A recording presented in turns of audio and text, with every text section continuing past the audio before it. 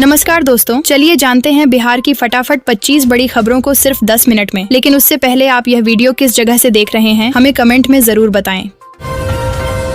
मिल गया करोड़ों किसानों को नए साल का बड़ा तोहफा। इस दिन हर खाते में जमा होंगे 5,000 रुपए। दोस्तों, नए साल पर देश के करोड़ों किसानों को भी बड़ा तोहफा मिलने वाला है। जानकारी मिल रही है कि इस बार पात्र किसानों के खाते में 5,000 रुपए क्रेडिट किए जाएंगे। हालांकि मानधन योजना का लाभ उन किसानों को ही मिलेगा जिन्होंने इसके लिए रजिस्ट्रेशन किया हुआ है। साथ ही वह पेंशन पाने के सभी नियमों को फॉलो करता है। आपको बता दें कि जनवरी मिड में ही पात्र किसानों के खाते में पीएम निधि की 19वीं किस्त क्रेडिट होनी है।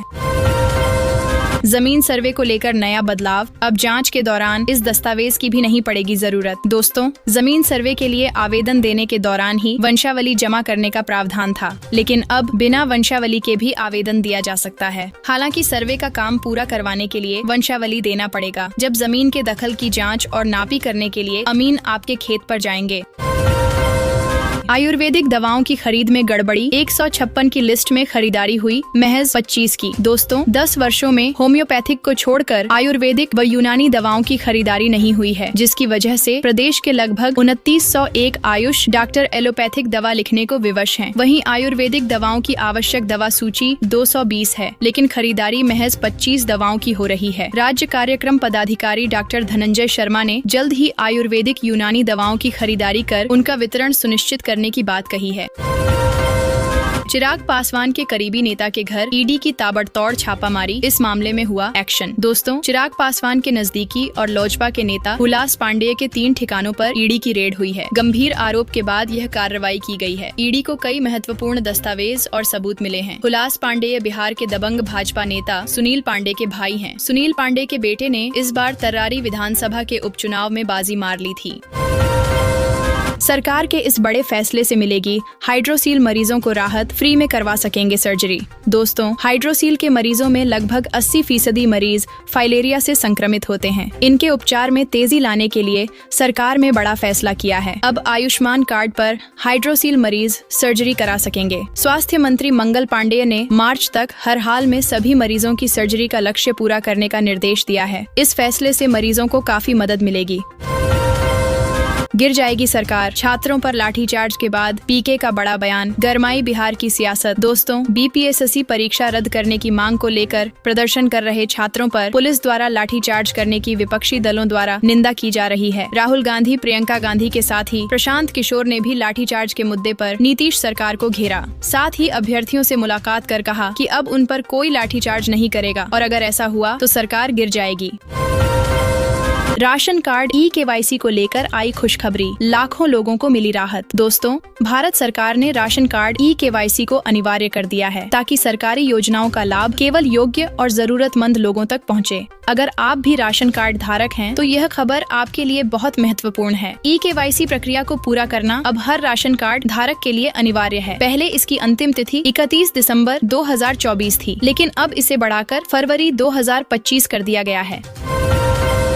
तेजस्वी यादव का नया प्लान। बिहार की राजनीति में M से Y समीकरण से आगे बढ़ेगी आरजेडी। दोस्तों, बिहार विधानसभा चुनाव 2025 की तैयारी में जुटे तेजस्वी यादव ने राजद नेताओं को बड़ी नसीहत दी है। उन्होंने कहा कि अगले चुनाव के लिए समय कम है और 200 सीट पर जीत के लक्ष्य के लिए कड़ी मेहनत करनी होगी। तेजस्वी ने संकेत दिया है कि इस बार राजद M से Y यानी मुस्लिम यादव के अपने पुराने समीकरण से आगे बढ़ेगा और सभी वर्ग के लोगों को पार्टी में हिस्सेदारी देगा।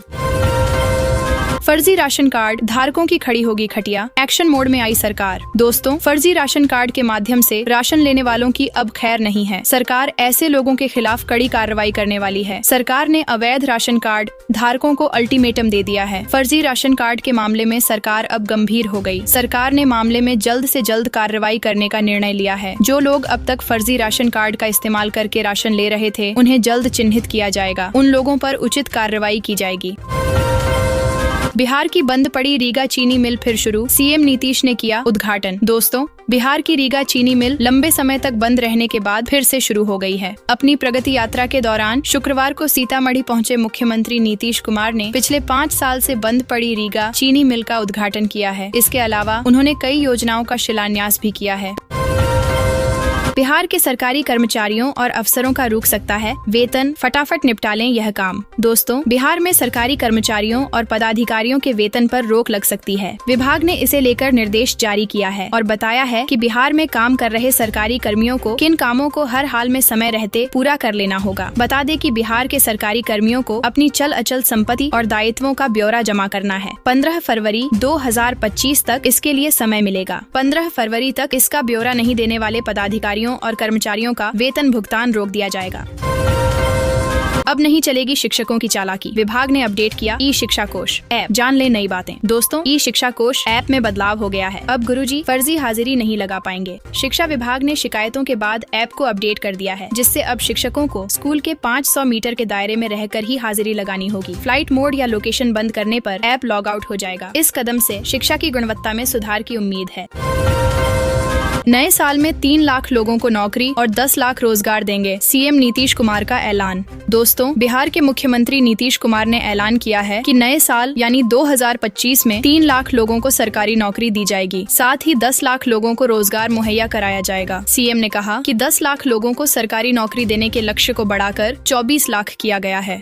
अब तक 9 लाख को सरकारी नौकरी दे दी गई है। वहीं अब तक बिहार के 24 लाख लोगों को रोजगार से जोड़ा जा चुका है।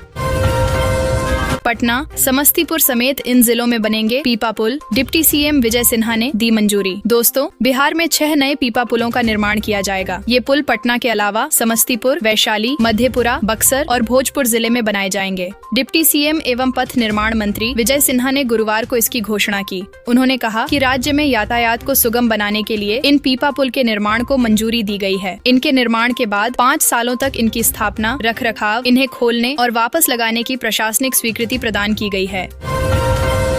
4 लेन बनने से पहले भागलपुर में 2 NH को जोड़ने वाली सड़क होगी दुरुस्त। जल्द शुरू की जाएगी टेंडर की प्रक्रिया। दोस्तों, नवगछिया तेतरी से 0 माइल तक की सड़क का नवीनीकरण कार्य 4 लेन बनने से पहले पूरा किया जाएगा। इसके लिए 9 करोड़ रुपए से अधिक की लागत से प्रशासनिक मंजूरी मिल चुकी है। उप मुख्यमंत्री विजय कुमार सिन्हा ने भी भागलपुर के प्रमुख सड़कों के लिए बड़ी घोषणा की है। इसमें NH 131B के 14.2 किमी हिस्से का नवीनीकरण किया जाएगा, जिसके लिए 9 लाख रुपए की प्रशासनिक स्वीकृति दी गई है। गजब तरीके से बिजली चुराता था मिल संचालक, स्मार्ट मीटर को भी दे दिया चकमा। चोरी देखकर अधिकारी रह गए दंग। दोस्तों, पटना में एक चूड़ा मिल संचालक को स्मार्ट मीटर के साथ खेल करते पकड़ा गया है। बिजली विभाग ने उस पर 5 लाख रुपए से अधिक का जुर्माना ठोका है। मिल संचालक Vinod Kumar smart prepaid meter में सेंसर लगाकर रिमोट कंट्रोल से मीटर नियंत्रित करता था। मसौढ़ी आपूर्ति प्रमंडल की टीम ने मंगलवार को छापामारी की और मौके पर बिजली चोरी पकड़ी। बिहार में इंटर पास छात्राओं की हो गई चांदी। नीतीश सरकार देगी 25-25 हजार रुपए। दोस्तों, मुख्यमंत्री कन्या उत्थान योजना के तहत इस साल इंटर पास करने वाली 1500 लड़कियों को 25-25 हजार रुपए की प्रोत्साहन राशि मिलेगी। छात्राओं को ई कल्याण पोर्टल पर अपना पंजीयन कराना होगा और ऑनलाइन आवेदन करना होगा, जिसकी अंतिम तिथि 31 दिसंबर है। सभी छात्राओं को अपने बैंक खाते को आधार से जोड़ना अनिवार्य है, ताकि वे DBT के माध्यम से इस राशि का लाभ प्राप्त कर सकें। सरकार बनने पर बुजुर्गों को मिलेगी 1500 रुपए पेंशन राशि। तेजस्वी यादव का वादा। दोस्तों, तेजस्वी यादव ने कहा, हमारी सरकार बनने के बाद 60 वर्ष से अधिक के बुजुर्गों को वृद्धावस्था पेंशन योजना के तहत हर महीने 1500 रुपए दिए जाएंगे। सामाजिक सुरक्षा पेंशन योजना के अंतर्गत हर महीने 1500 रुपए की पेंशन दी जाएगी।